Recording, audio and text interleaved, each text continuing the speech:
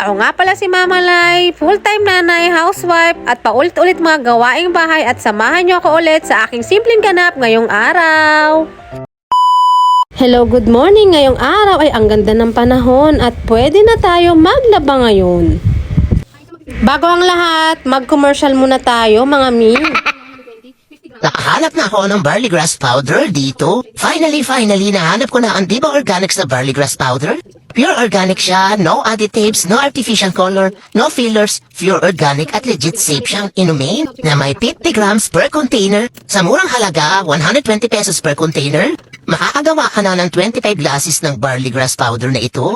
May 1 teaspoon na siya or 2 grams per glasses. Akala mo, pag marinig mo, barley grass powder ay mahal agad siya. Pero nagkakamali kayo mga mare. Presyong mura, presyong pangmasa.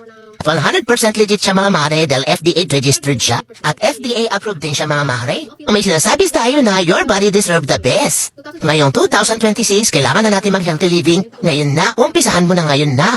I-click mo na lang ang yellow basket dyan o yung link dyan sa comment section para makabili ka na rin para sabay-sabay na tayo for healthy livings this January.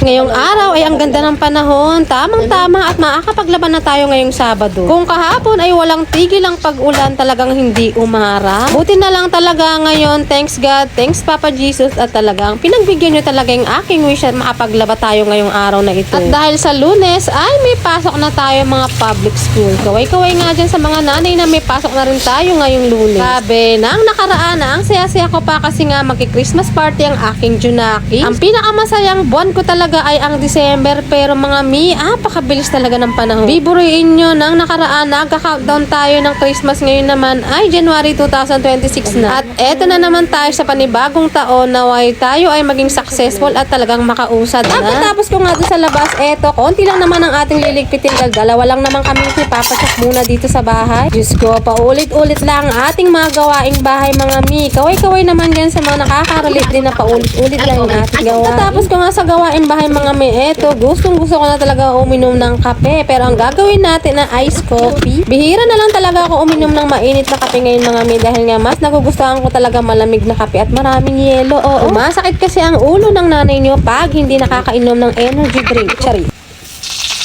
Uy, tumatang sex.